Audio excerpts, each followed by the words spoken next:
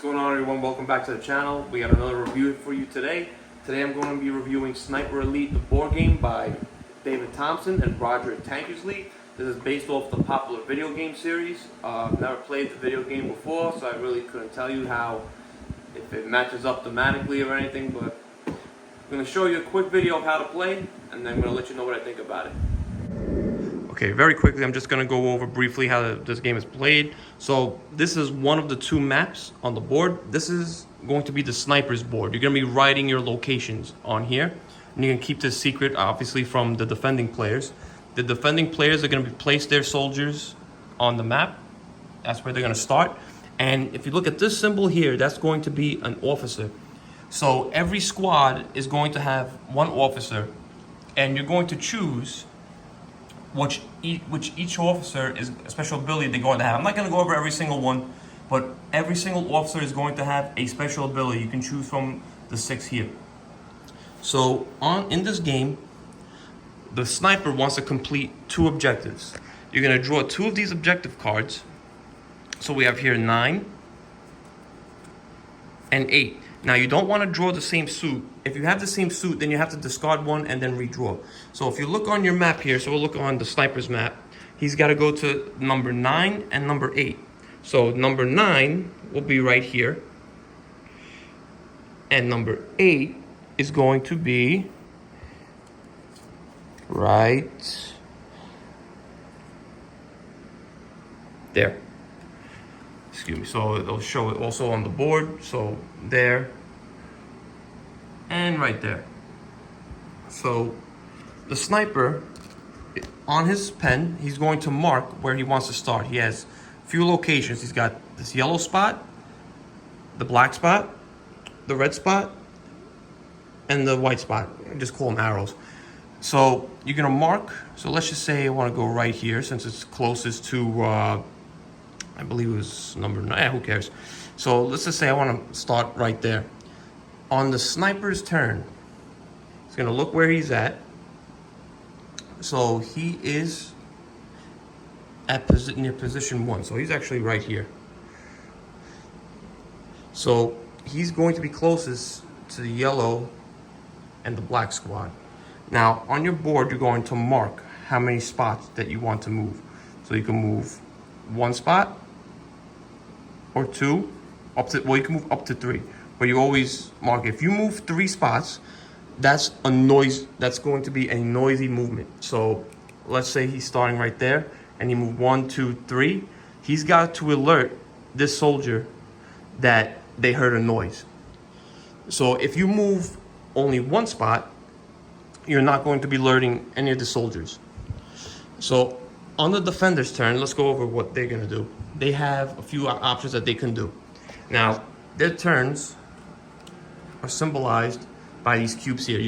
They can do 2 actions per turn, but if they want to use both their cubes, so let's say red squad can say, are you in our area here, right here, the red area? And you would use 2 cubes, and the sniper would have to say yes or no if he's in that area. So that's one action that they can do. Another one is move up to 2 spaces, so it can take one of their soldiers and move 2 spaces on the board. The second thing they can do is attack. So let's say if that soldier's there, he wants to attack that position. The sniper must say if he's in that position or not.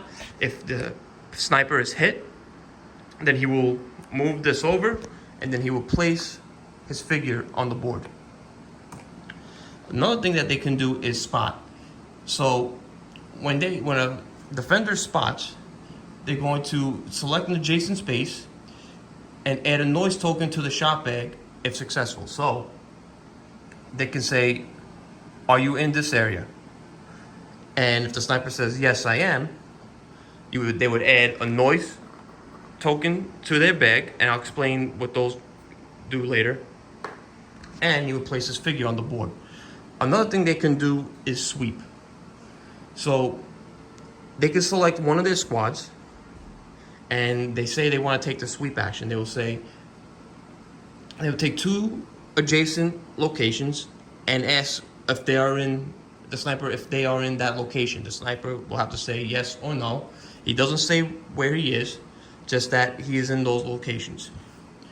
Another thing that they can do is deploy. So if one of their soldiers is killed, they would take the soldier that is killed and deploy it to an adjacent location to their officer. So if the officer's here, so let's say this guy was killed, then he would deploy this figure to any of these adjacent locations. Or they could also, if an officer is killed, they can also deploy him to his location. So officers are going to have these starting spaces on the board. So they will always start there, and when they're deployed, they will always be deployed to those locations. The final thing that they can do is dismiss a unit from the board. So they can take that unit off the board and then always redeploy him somewhere else on the board in a later turn. Now we're gonna go over what the sniper is going to do. So like I stated before at the beginning of the game, the sniper has to meet his 2 objectives. The only way he can complete, all he has to do is go over those objective markers on the board to that number, and he will complete that objective.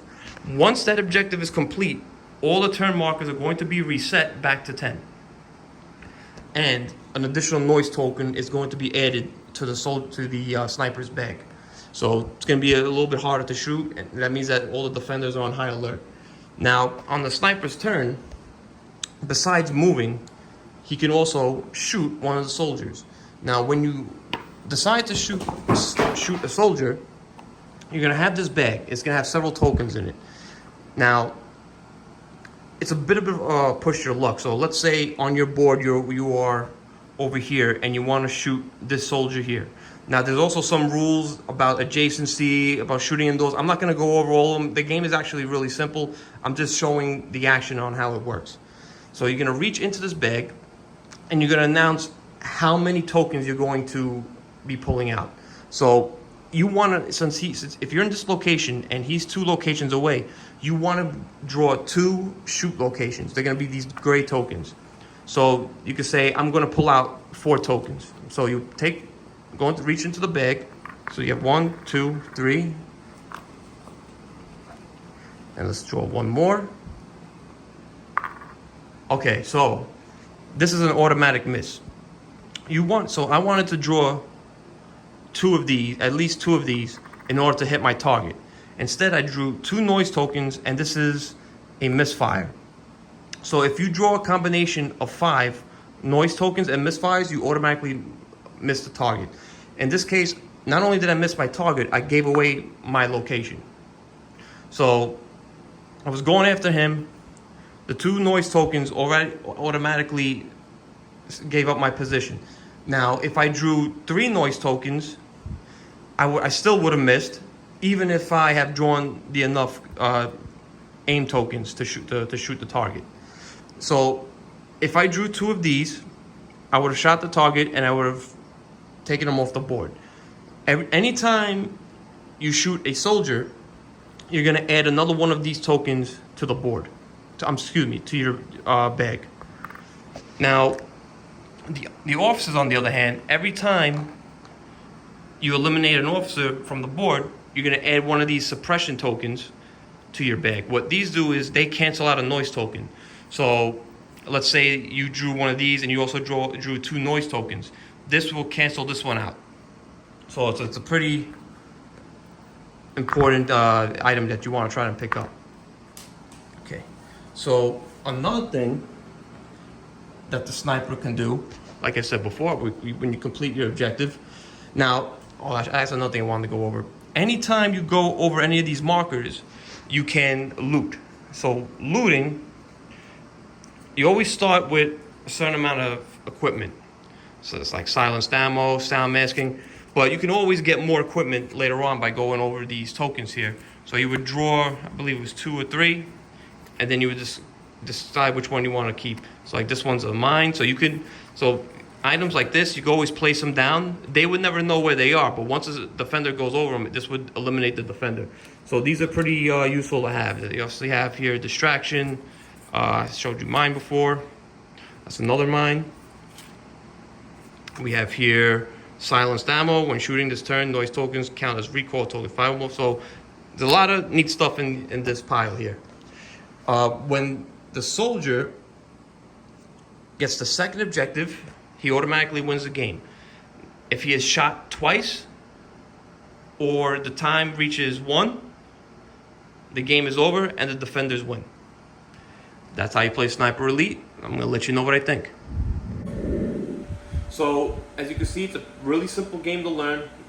The rulebook's really well done. I will say this, I didn't originally back this game on Kickstarter because it just didn't interest me at the time. I thought it was just a rip-off of the video game, which again, I've never played, but the game didn't interest me either. I saw that it was getting rave reviews, so I decided to pick up a copy, and this game really took me by surprise. The first thing I'm going to say which I disliked was that there was no board to cover the sniper area. I understand that you could probably walk up from the table, do whatever you want, but I still would have liked to have something covering the sniper board. Not a big deal. The second thing I'm going to say I disliked was I feel that the defender turns take a little too long, especially if somebody you're playing with has AP. That's why I think this game is best with 2 or 3 players. I didn't even bother with the solo mode, but this is definitely best at 2 or 3 players. I wouldn't really recommend. You could play at 4, but 2 and 3 is the sweet spot. What I did really like is that it plays really quick. You could play a game in maybe under 30 minutes. You know, I played games where people didn't even have to fire a single shot. It's that tense. Another thing I like is that, of course, the replayability. You got the 2 sides of the different board. You have 2 different maps. There's also an expansion out there that adds, I think it's another 2 maps, which I'm trying to get my hands on as well. But gameplay is really quick. It's a ton of fun. I'm going to give this a 9 out of 10. If you're a fan of hidden movement games, I highly, highly recommend you pick this one up. One of the best hidden movement games out there. In comparison to mine, MGMT, this game is going to play a lot quicker. It's a lot easier to set up. Mine MGMT has a lot more meat to it. I mean, this game is a really easy game to pick up, bring to the table. You could get 2 games in about an hour. So that's Sniper Elite. Like I said before, pick this game up if you get a chance, if you love hidden movement games. And I'll see you at the next review.